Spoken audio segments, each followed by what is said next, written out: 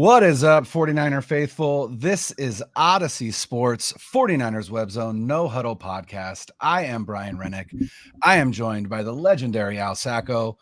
Zane Nakvi is on the IR today. Hopefully he will be back for our episode on Wednesday. But we are here to discuss all things Brock Purdy and nothing but Brock Purdy on this episode. No, what a performance by the 49ers. What a performance by that defense. And Brock Purdy definitely did not seem like the moment was too big for him for the second week in a row. Al, how did you feel watching that game? I'm trying to remember the last time I got as pumped up as I did in that game. And I feel like, especially the past couple of years, I just look at everything very even keel and very like, all right, let's see what happens next. I kind of miss having that sort of fan vibe to things a little bit. And I kind of had it in this game. And it was hard for me not to get excited. And it's not anything against anybody else, not against anything against Trey Lance. It's not anything against Jimmy Garoppolo. There's just something about this dude. There's just something about the story. There's just something about him going out there and the team with the 7th round, last pick in the draft. Yeah. First start, putting an absolute ass whooping on Tampa Bay. It wasn't like, oh, they played pretty well. They won the game.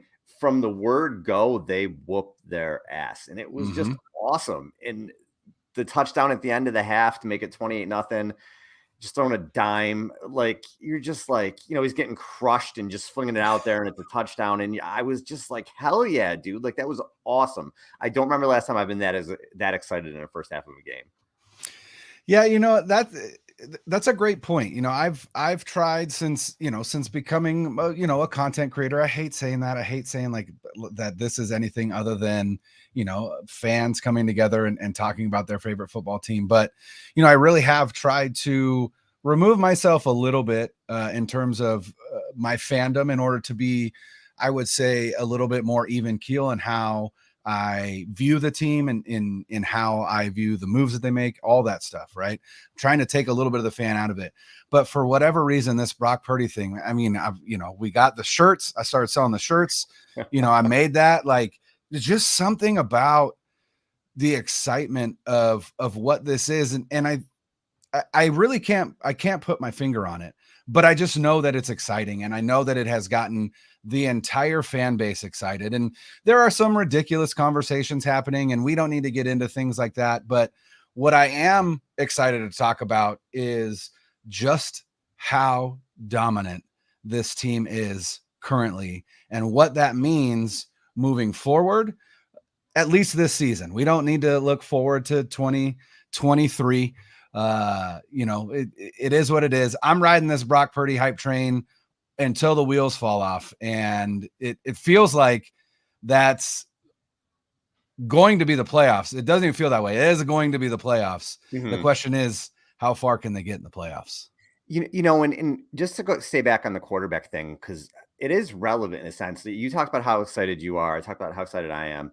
And whether it happened on purpose or just organically or whatever, Trey Lance versus Jimmy Garoppolo and the way that Jimmy Garoppolo has become this polarizing figure, it's sort of been a stress. It hasn't been fun. It's like us against them. It's a weird vibe. You're still rooting for the team, but even when they do well, there's like these anti-Jimmy people and pro-Jimmy people and anti-Trey people and pro-Trey people. And it's kind of messed up, man. Like, and it's just kind of grown into that the last 2 years. And I think with Purdy, you just have just a dude everybody's kind of rooting for, like kind of behind him again, because no matter what he does, Brian, for the rest of his career, whether he flames out in the next few games, whether he's the starter for the next 10 years, whether he's a solid, whatever it is, it's all house's money. Absolutely all of it. And nobody can really come in and say like, oh, well, he's a bust or this, that. No, nobody expects anything out of this guy ever. And for him to do what he's doing, and I do want to talk about the team because it is crazy, I think, where I think they could be headed. But I do want to throw some Purdy stats out there because, again, you just keep hearing these things. And let me start, I guess, when the game started, the first play he checks out of the play. And he just checks into a sack, basically, right? And a crown of the helmet into his ear hole. Yeah, and you're just like, oh, shit. Yeah. And then he throws the second play. It looked like maybe Deebo wasn't looking when he threw it out in the flat. And you're like, all right, what's going on? But that was it. That was the hiccup. That was all. And he continues to look the part, right, in every way. And he's the first rookie in the Super Bowl era with at least 2 TD passes, 1 rushing TD, and a passer rating of at least 125 in their first career start. Now, this was a stat that really stuck out to me. And again, it started with the polarizing stuff. And I'm gonna tell you why the polarizing stuff doesn't matter. It's not about him versus Jimmy. It's about what this does for the team. So Benjamin Solak tweeted this out, and a fan named Andrew Mott actually brought it to my attention because I hadn't seen it. So thank him for that. Purdy's 2 TD passes were 20 plus yards downfield outside the numbers. That's as many as Garoppolo had in the last 2 years. 3 years. Is it 3 years? Okay. 3 years. Yeah. So, and then, I think a lot of people understood it, but then you had some people chiming in like, well, it's not about him versus Jimmy and Jimmy wins. Well, no, here's why it's relevant. It's relevant because the Niners now, it's a different element to the offense. Yeah. And if they're getting plays like that, it's a different element to the offense. The 49ers had 3 touchdowns of 25 plus yards in this game. Do you know how many they had in the previous 12 games? 7. Okay. That's it. And they were all against. I was going to guess less. So I actually thought it would be less too, but they had 3 against Arizona, 3 against the Rams, and 1 against Seattle. So this is a new element to the offense that may change things. We've been bitching about them not scoring. Well, they've put up 68 points the last 2 games, and 65 of that was with Purdy in 7+ quarters. Yeah. Yeah, and that's a little bit of what we talked about when it came to Trey Lance in this offense, right? We talked about Jimmy Garoppolo and why Jimmy Garoppolo has been successful in this offense. And he's been successful in this offense because he's incredibly efficient. And that's great. And I'm not going to disparage that because that's awesome. In fact, I saw something, Robert Mays of the Athletic NFL show. I love Robert's stuff, him and Nate Tice. But he posted something, it was yesterday. It was either yesterday or Saturday. And if you rank the the top quarterbacks with at least 100 passing attempts, if you rank them in terms of EPA per play, of the top 25, 4 of them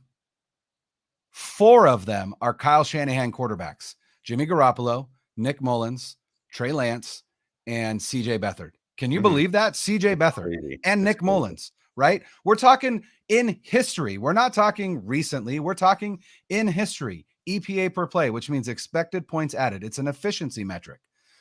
Kyle Shanahan's offense is built on efficiency. But the problem is if for whatever reason the offense cannot get to that efficiency level, either because the defense they're playing is outstanding, or the game plan that the defensive coordinator that they're facing put together is, it has really befuddled Shanahan, whatever the case may be. With Jimmy Garoppolo, if he doesn't have efficiency, he doesn't have anything. And that's the problem.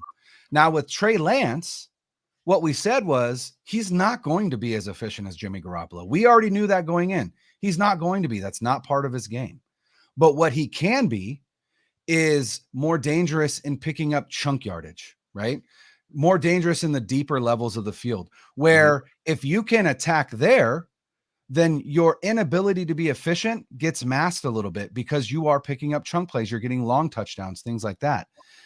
It genuinely feels like Brock Purdy in the 8 quarters that he's played now, 7.5, whatever, has a little bit of a mix of both, which would be incredible, right? He has the moxie to go deep where Jimmy doesn't, but he also has the wherewithal to read the field, make the right read, and get the ball where it needs to go. And that's where Trey is struggling. And I think that comes from Purdy's experience at the college level.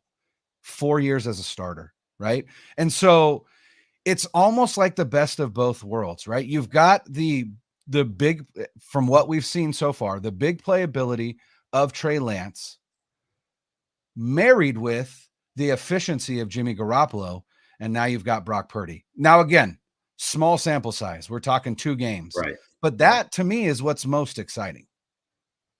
And you look at the way they just came out and just, again, put it on. They did have film on him now. It's not like they came in where they had a lot of film on him, but at least they have Sure. something to see. And they came out and just blew the doors off Tampa Bay in the first half, up 28-0. They outgained them 290-11 in the first half. They had 19 first downs to Tampa Bay's 5. And Purdy was 14 of 18 for 185 and 2 touchdowns. And did he make mistakes? Yeah, he threw an interception that got called back. Mm-hmm. But what did he do the next, however, it was a play or two after, whatever. Next play. No, the very next play was the Ayuk touchdown. Yeah. Like, just shake it off. That was, shake it off and it yeah, wasn't I tweeted like, that out. I was saying I tweeted that earlier today. That was my favorite moment in the entire game, was his ability to shake that off and literally throw a touchdown of 25 plus air yards the next play to Brandon Ayuk. And Amazing. It wasn't something that was, hey, Kyle drew it up, he's running wide open, where he got hammered and he just saw something and he chucked it down there and there you go. And that's the type of plays we haven't seen out of this offense. We haven't. Well, and what I heard, I would say I listened to 49ers Talk with Matt Mayoko and Jennifer Lee Chan yesterday after the game. And I believe it was one of them. Ayuk was asked about that play, and he said that play wasn't even in the game plan. That was something that either Bobby Slowick or Kyle Shanahan saw on the sideline and said, you know what, we have this play in our arsenal. It's not in our game plan.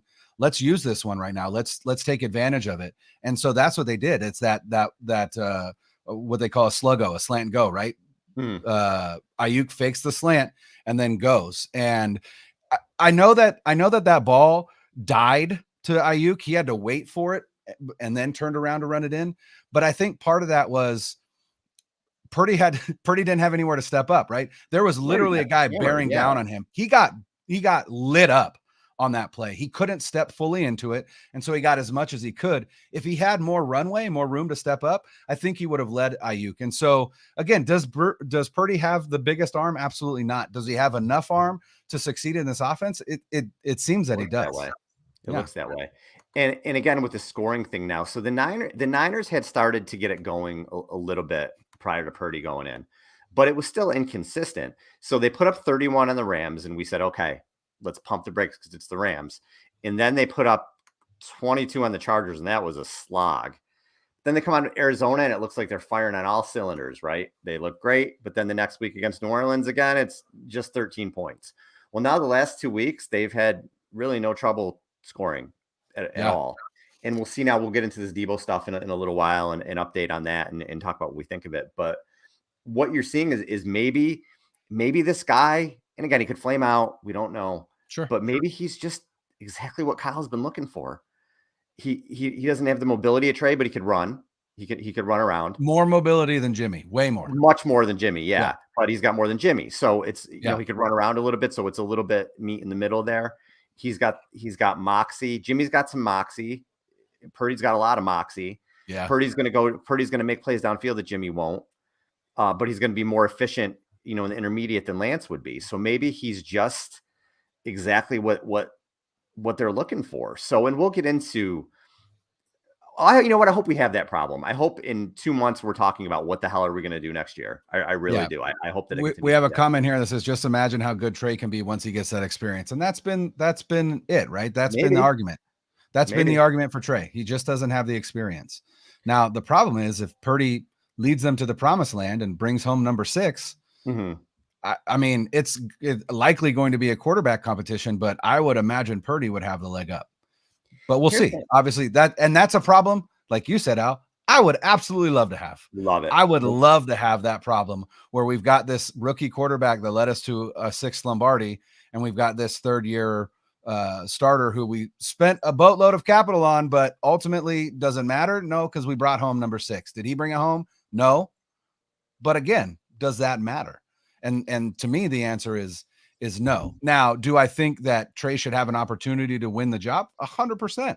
And I think that it is a meritocracy, and he will. But you know, this kid, again, small sample size, right? And we're not trying to be wet blankets here. I'm the captain of the Brock Purdy hype train.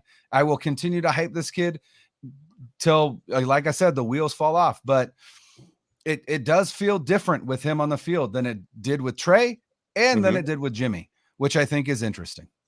Yeah, right. There's something to that. That's Yeah. undeniable. In this Tampa Bay defense, yeah, Tampa hasn't been really good this year, but a lot of that's been because of the offense. Tampa Bay now has the Bucks scoring percentage on defense is 29.6. There's only one better defense in the league scoring percentage wise, and that's 49ers. Yeah. So this was not a defense that you're going through that was an awful defense that you just cut There off. have They were there have a very good defense. there have Very been good defense. two teams this season that have scored 30 or more points on the Bucks, and that is the Kansas City Chiefs And the Niners, and the yep. Brock Purdy led San Francisco 49ers. This is It's not a bad defense. It's the best defense he's going to see the rest of the way. The next best will be Washington, but Washington's still not as good as Tampa Bay has been this season. So it'll be I don't know. Hey. Can you imagine? It's like, awesome. I mean, we do 49ers content, obviously. Yeah. There's other teams don't give you this constant, it's drama in content. It's always something new with the 49ers to talk about. It's crazy. I've never seen a team like this. They're just literally a reality TV show. Whether it's a good thing, a bad thing, a crazy thing, it's just always crazy with them. But we'll see. Now Purdy's got an oblique injury that they say he's day to day. So is he going to play Thursday? We hope so. I mean, my God, if they're on their fourth quarterback this season, it's so frustrating. Listen, I said this earlier. After all of the goodwill storylines, the teams that are surprising, halfway through the year, the Seahawks. I put on record that at halfway through the season, I thought Pete Carroll deserved Coach of the Year recognition.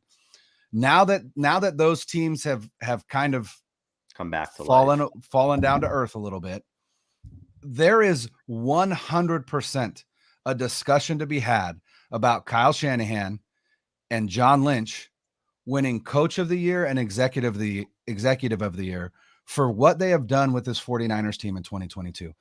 How many other teams in the NFL would be leading their division with a chance to clinch it on today's the 12th, so the 15th, December 15th, on their third quarterback of the season? That's unheard of. Yeah, it's unheard of. Just what they've done with this team, how they've built this team, how they've coached this team. I cannot say enough about it. And I'm so impressed. And I did want to highlight one other thing again, when we talk about Brock Purdy and why is this working? Brock Purdy was 7 of 8 for 109 yards and 2 touchdowns when pressured. You can't get better than that. You can't get better than that. So this kid in his second start. Yeah. And so this kid isn't phased. He isn't phased by what he sees. Was that interception bad? 100%. But we also expect that. And I expected him to throw an interception going into the game.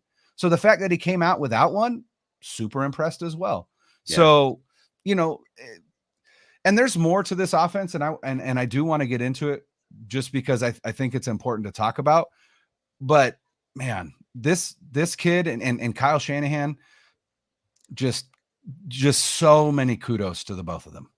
And I've been very vocal about what I expect from Kyle because I've always been a Kyle guy, but I said, listen, at some point you got to start winning games consistently. And he's done essentially what he needed to do, I think, in the sense that he's now got them, they'll make the playoffs. He's got them with a winning record in the playoffs 3 of the last 4 years, right? So now it's something that it's not, they won 1 year and they had 2 losing seasons and they had another good season. No, now they're consistent. Now it's a theme. 3 of the last 4 years, they've had winning records. And so now I think you're good. And now let's try to keep moving forward and let's try to get a ring. But I just want them to be there every year because they should be with the coaching staff and the roster, and they are. So like you said, definitely kudos to Kyle with that. I do have to bring up, because this is a huge controversy, and I don't think there's a right or a wrong. I think people are going to have different opinions, and I'm fine with both. The Deebo Samuel injury, and news came today, Deebo's going to be back this season, is what it said. So this looks regular season. They said regular season. Yeah. I mean, personally, I think he should be out till the playoffs, but that is what they said. Yeah. Yeah. So maybe worst case scenario, it is the first round of the playoffs if they say, hey, we're going to hold you out, but he's going to be back. And it's not anywhere near as bad as it looked when he was on the ground and pain and crying and everything else. Like we're like, shit, it's done. It's over. I watched that and I was like, that's a season ender. I mean, it was disgusting. Yeah, it looked terrible. Disgusting what happened to his leg. It looked terrible. Yeah. I can't imagine how something didn't, thankfully he's good to go, or he will be good to go. Can But I tell you why I genuinely believe that he avoided injury? was that? It's his thickness. Like legitimately, the Oh yeah, muscular he's built nature of his different. lower half. Yeah. Muscle, muscle is always, if you ever have a ligament tear, if you ever have to go through surgery for a joint, when you rehab, what they have you rehab are the muscles surrounding it to support it better. There isn't a more muscular lower half for build on that 49ers team than Deebo Samuel. And I genuinely believe it is that factor that, his thickness, so to speak, that helped him avoid injury. That and Levi's is a grass surface, because if that was on Great point. turf, that would have been a devastating injury. So thankful today for grass surface at Levi Stadium. If you have chicken legs like me, your leg breaks. It would have snapped. Just a simple snap right there.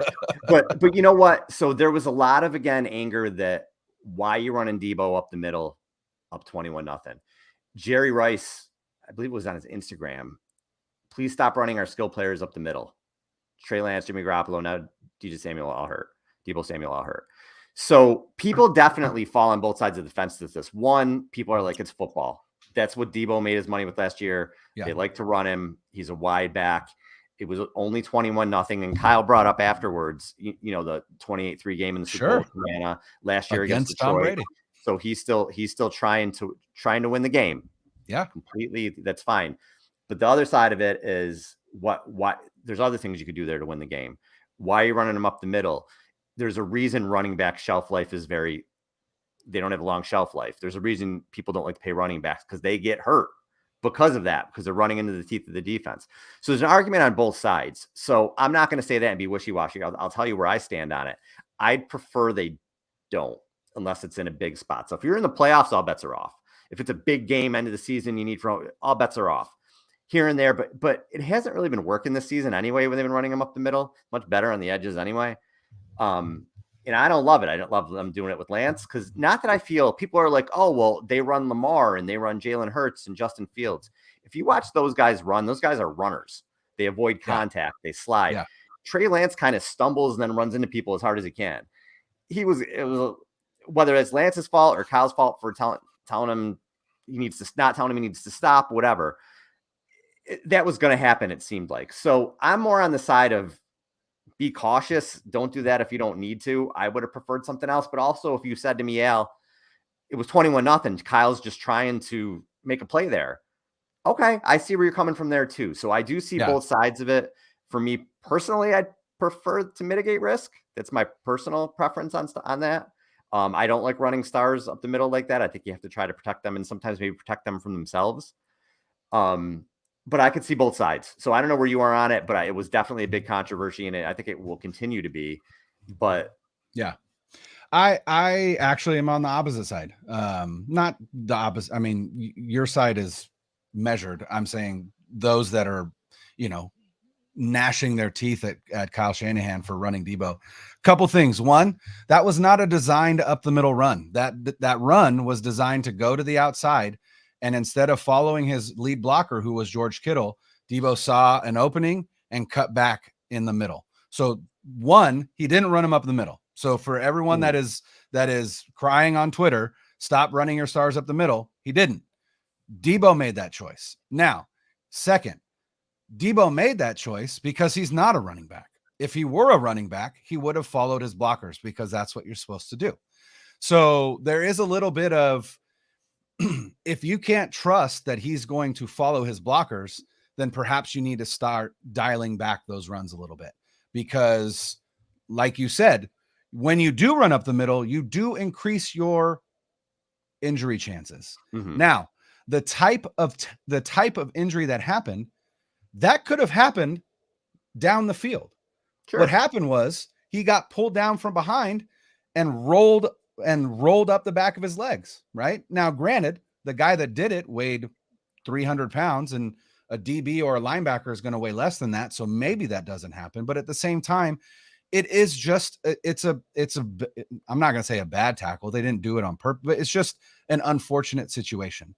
Yeah. And so to me, what Kyle Shanahan was doing is what he has been doing since the Christian McCaffrey trade, which is, since the Christian McCaffrey trade and since Mitchell came off IR the first time before he went back on the second time. It seems to me that Kyle Shanahan's game plan is to run Christian McCaffrey and Deebo Samuel in the first half to get a lead, and then run Elijah Mitchell and now Jordan Mason and Tevin Coleman and Ty Davis Price, whatever, in the second half to ice the game and run the clock out. That's what he was doing. It was still the first half. They were up 21-0. Great. Your defense is awesome. Yes. You still have Tom Brady on the other side. You're not going to sit on your laurels, because here's the thing. Those people that are crying about Kyle Shanahan running Deebo Samuel up the middle would have also been crying about Kyle Shanahan and how conservative he is if he wasn't doing those things and they ended up losing that game. Right? So you can't have it both ways. You can't have aggressive Kyle and conservative Kyle. Now, can you have aggressive Kyle with a little bit of I would say a cautious approach to personnel? Absolutely. Yeah, that's what I would say. But at the same time, one thing that I think is fascinating, and we aren't going to see this until Deebo comes back. When the 49ers got Christian McCaffrey, what it really did for Kyle Shanahan was completely unlock 21 personnel. 21 personnel is 2 running backs and 1 tight end on the field. So when the 49ers run 21 personnel, more often than not, that's Kyle Juszczyk and Christian McCaffrey in the backfield, George Kittle at tight end, Brandon Ayuk, Deebo Samuel out wide. The advantage in that is that the opposing defense will have to be in base when that happens, right? That means if they're running a 4-3, then they've got 4 down linemen, 3 linebackers on the field. If they're running a 3-4, they've got the 3 down linemen, the 4 linebackers on the field, right? They don't have a nickel corner. They don't have an extra safety, right? Because in 21 personnel, you're running the ball. The advantage that Kyle Shanahan has is in 21 personnel, he can motion to empty, meaning that he can send Juszczyk and McCaffrey out into the routes, and all of a sudden you have 5 viable pass catchers out in the route. In the game on Sunday, when San Francisco had 5 players out in the pattern, Purdy was 12 of 14 for 142 yards. Wow. It was a massive advantage. It is a massive advantage. And so when we talk about, can we fix personnel? If you bring Jordan Mason on the field for 21 personnel, he's not going out in a pattern. So you're almost, I guess, giving away your play call by saying, look, they're probably going to run the ball. Look, Jordan Mason's on the field. Whereas if you're in 21 personnel and Christian McCaffrey's on the field, you have no idea. You have no idea what's going to happen with that play. And so that is part of it, is to keep that advantage. Now you motion Deebo into the backfield and you run Deebo, or you run McCaffrey, or you go to empty and you, right? So it's all of that chess that he's playing. And so I think part of it is there is no bigger advantage in the NFL than the 49ers 21 personnel package. There isn't one. There isn't a more skilled 21 package in the NFL. And I don't think he wants to go away from that. Now, it'll be interesting to see moving forward until Deebo comes back what that looks like. Who is that second? Is it Juwan Jennings? Is it Danny Gray? I don't know. Or is it Ray McLeod, right? And it's probably going to be a rotation of those guys. But I think that's why. And so I'm not upset that Kyle Shanahan called that run. I am upset that Deebo got hurt, but Deebo could have got hurt on any number of plays. Deebo could have got hurt. What if he got hurt on a tunnel screen? What if he got hurt on a jet sweep? Are we still talking about it? Probably not. But Probably not. Why we're mad is because it was a handoff and he ended up cutting it back in the middle. And to me, that's just at that point, you're looking for things to get mad at. So does it suck that Deebo got hurt? Absolutely. But that's part of how he earned his money. He's making as much as he is because of what he did last year as a running back. Don't you kind of have to think, though, again, I'm just playing devil's advocate here, because I don't think anything you're saying is wrong. You're paying him that much money. He can do things on the outside. Don't you want to avoid running him? I know he cut back, and you're right. I guess I didn't really think about that. He did cut back on that. Don't you kind of want to try to avoid that? I mean, again, it's just devil's advocate. And I think, valid, not even arguments, just questions, right? It's okay to just Sure. question things. Maybe would something else been better there? I agree. I don't think like if you're, clenching your fist and you're angry at Kyle, I think that's misplaced. I do. It's more of like, it's not like he ran 25 times into the heart of the defense, but Right. at the same point, it's like, should you be doing that? I'm just kind of, I don't know. It was one of those things where I just sat, I thought about it for a while last night, and I just like, I can see both sides. I do go more to the side of being cautious, but I definitely see both sides. And the Trey Lance thing, I just think made people kind of, all right. Sure. We don't want to see this again. We saw it, and here we go again. But we'll again, Trey Lance got injured. He was almost 10 yards downfield when he got tackled. Right. And again, it wasn't that he got tackled at the line of scrimmage. You can blame it on the play calls or the way he runs. He was going to get hurt just because again, sure. you just watch Lamar run, watch how he avoids contact. And he's just a much better athlete than Trey Lance. Right. Is. Justin Fields, they don't really hit these guys. Lance was just getting popped every single time. It was just, so again, maybe it's where Kyle had to save him from himself or just stop. I don't know. Yeah. I don't know. We'll see what happens when he comes back, but that's a conversation for another day. Christian McCaffrey, Brian, one, does this guy look freaking good in the uniform? He looks like he was born to do this on this team. And since he's come, before he was traded for, they were averaging 20.7 points per game and a negative 0.04 EPA. Since 28.7 points per game, 7.5 EPA. He has been everything. He finally broke out running the ball. 14 carries, 119 yards. He added 2 catches for 34 yards, 2 total TDs. The guy is making things go. He is a phenomenal player. We knew he was really good, but how much do you really watch the Panthers, for fantasy and things like that? He's one of those people watching him play day to day or week to week, I should say. You're like, yeah. The joy. Yeah. This is awesome. Like this is a special player who's making things go around him. And it's really cool to see. And it's really cool to think what they can do with him. He has 11 games now with the rushing and reception TD. Only Jim Brown. He's tied with Jim Brown for 4th all time. And Marshall Faulk leads with 15 all time. I think he's gonna break that record playing with San Francisco. Looks that way. He may break it. It's almost easy. Yeah. Right. But he's just what Kyle's been chasing. Kyle's been chasing a guy like that. He tried to do that with Jerick McKinnon.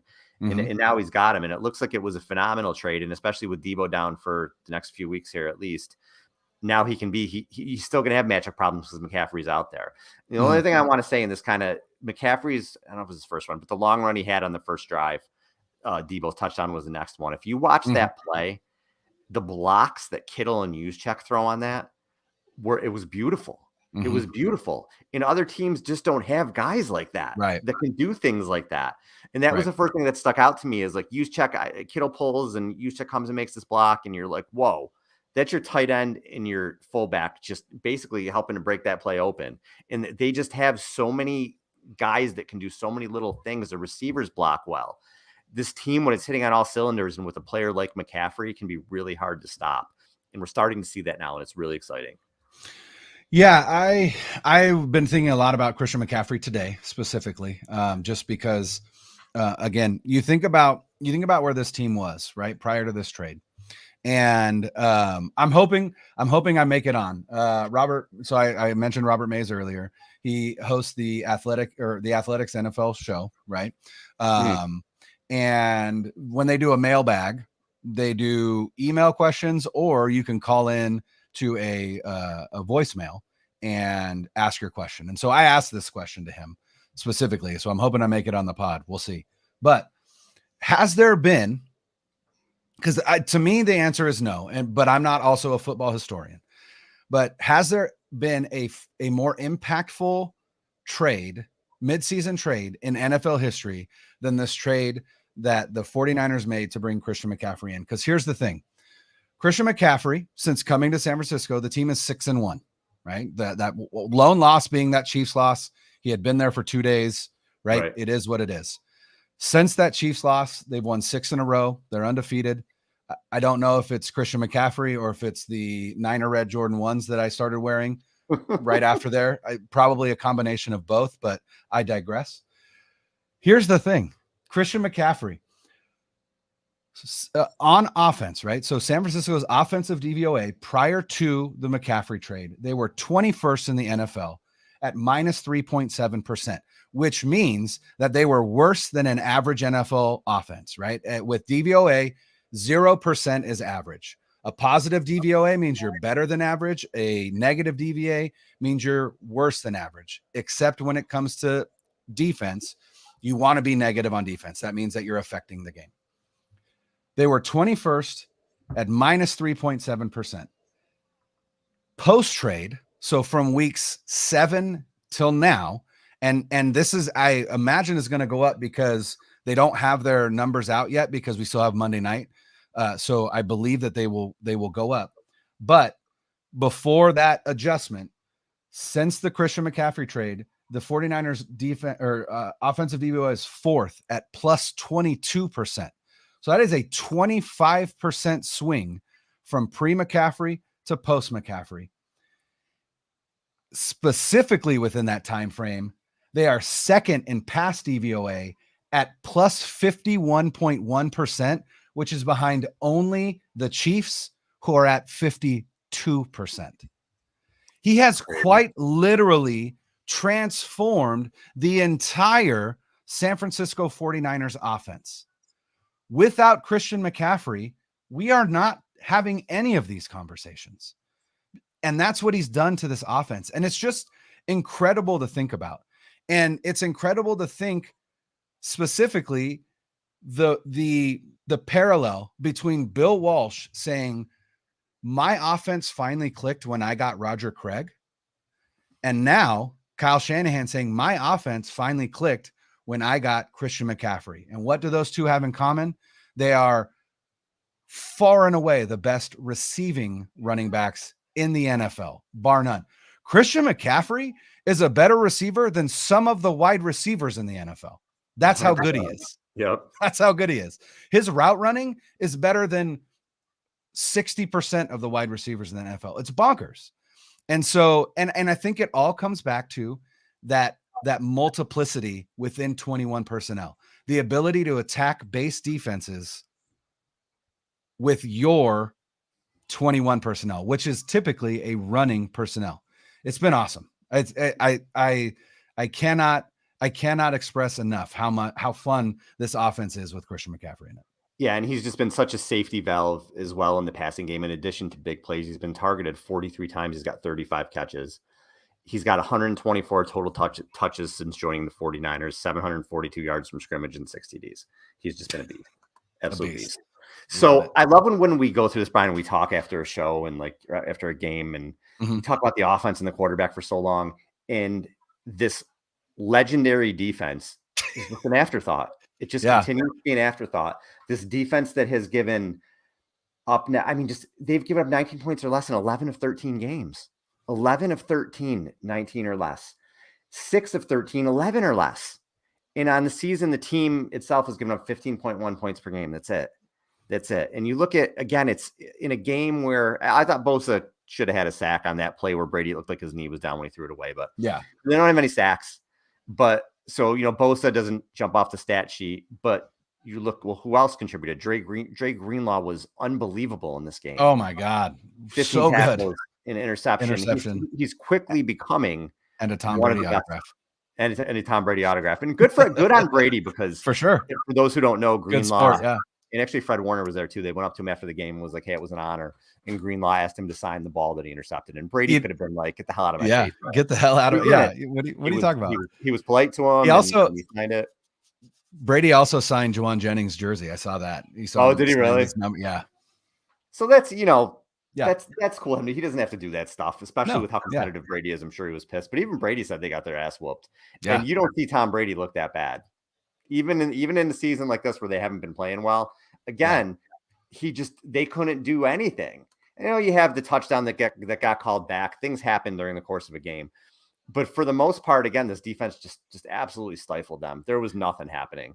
They had another half of football shutout. It was the first half instead of the second half, but they still shut a team out in a half of football again. Yeah. Again. And that's just where I just unbelievable. Get really excited about the rest of the season, because the defense is so good. Now, am I a little bit nervous because there's some injuries on the interior? Ridgeway is out. Kevin Givens is now going to be out for a few weeks. There's some injuries in the secondary. So there are some things to be worried about. You got to hope they can get Kinlaw back for the playoffs. You got to hope Givens can get back for the playoffs. So Shanahan said today that they expect Javon Kinlaw to start practicing after the Seattle game. So next week. So that's good news. But you're right. There's injuries. And then Dante Johnson, the Barnacle, was elevated for this game, was playing special teams towards ACL, which is a bummer. And Ambry Thomas is dealing with, I believe, an ankle issue. And Samuel Womack has already been ruled out on Thursday with a concussion. Yeah. So I say all that to say, how good does that Janoris Jenkins practice squad signing look now that we have all these injuries, right? Now, all of a sudden, instead of Joe Blow off the street, you've got a legitimate veteran presence that you can elevate from the practice squad with, Womack being out, with Johnson being out, and with Thomas being hobbled. And as far as the interior goes, that is the one, to me, that's the one that I'm most concerned about, because they've already elevated T.Y. McGill. And there really isn't anybody else. There isn't anybody else in the practice squad for them to bring up. They really, really, really need Javon Kinlaw to be able to play. And so hopefully he will. But if they could get Kinlaw to play and they still have T.Y. McGill, and then you've got Armstead and Kinlaw and T.Y. McGill, and then you've got Kerry Hyder who rotates in. Sounds like his injury took him out of the game, but if it was a playoff game, he would have been able to come back in. So I think he'll be okay. So you've got Hyder who rotates through, you've got Amenahu who jumps in, Drake Jackson who jumps in, right? So the way that they rotate, I think they're going to be okay. But that interior depth is pretty much gone now. Yeah, and that can be a little bit scary, because if there's one thing that can derail this team, it's injuries. Yeah, that's really all I could see that can hurt them. The one thing that I thought, again, talking about this defense, some stats that I found interesting. In the 9 wins that the 49ers have, their average margin of victory is 18 points. So in the 9 wins that they've had this season, they've beaten their opponent by 3 scores or more. And during this 6-game win streak, right, which started after that Chiefs game, they've given up 67 points, which is a 10.7 point average. So they're giving up on average 10.7 points a game.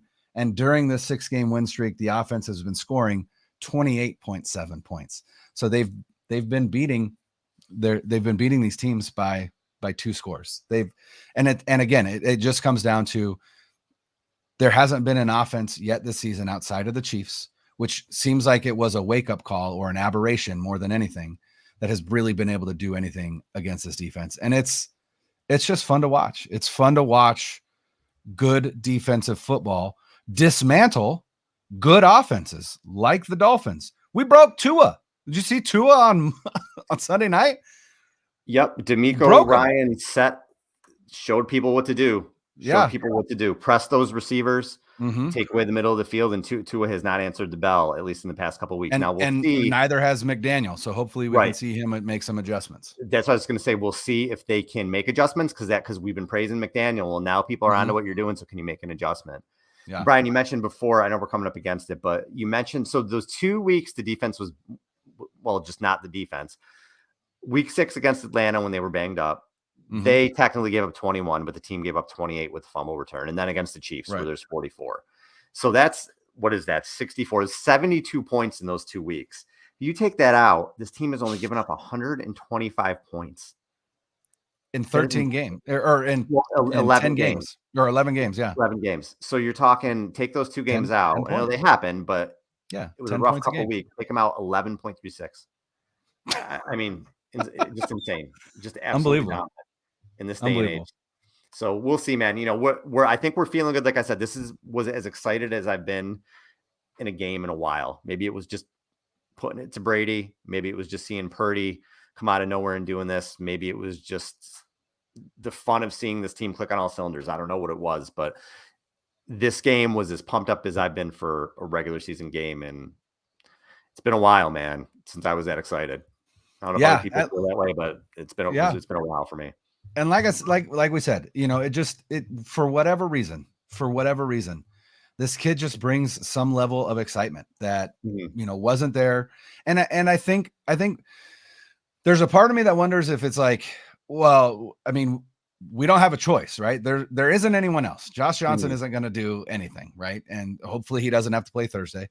But it feels more than that. It feels more than like, well, this is our only hope. It genuinely feels like we've got fans that are, I mean, there are fans that are saying like, hey, Brock Purdy, quarterback of the future. And I said on our last episode, I am the captain of the Brock Purdy hype train. That does not mean that I think that Brock Purdy is the future of this franchise.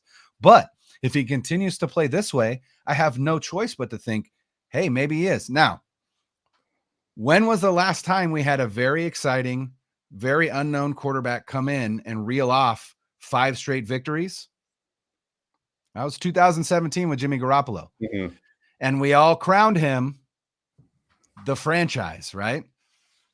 And then he got that massive contract and then has struggled to live up to that. So there's a part of me that's like, I want to pump the brakes a little bit because I definitely was on that. Oh, we're winning multiple Super Bowls with this guy. Now, granted, did he get us to a Super Bowl? Absolutely. Mhm. So, but this team is better than any team that Kyle Shanahan has had in his tenure in San Francisco. They're loaded. They are 1 game out of the 2 seed, which I think is important to note because that could lead very well to an NFC championship game in Santa Clara. Even the 3 seed could, because there's still a path. There's still a path to host multiple home playoff games, but the 2 seed makes that path even more likely. So, let's continue. The Vikings have a pretty easy schedule the rest of the way. I'm hard pressed to think that they'll lose, but they're also kind of a weird team. So I don't know. The 49ers have the Seahawks this Thursday. Then to me, their biggest test is Washington on Christmas Eve. And we'll get to that, a couple weeks down the road, but it's an exciting time here in 49er land, and I'm on board, and I'm excited to talk about it twice a week, week in and week out. I love it. 100%, man. And we'll be back on Wednesday. We're going to record next, obviously, with the Thursday game. So we'll do a little preview show. And is Akash coming on, did you say? He is. As I say, we will have Akash from Niners Nation, and hopefully our buddy Zane will be off IR by then. Yeah, pumped to talk to Akash too. He's always a good 49ers guy and a Absolutely. great content guy. So he'll be great. He'll be great to have on. So, all right. So hopefully we'll have Zane back too. And let's go, man. It's a fun time to be a Niners fan. Let's go. For Brian, this is Al. Later.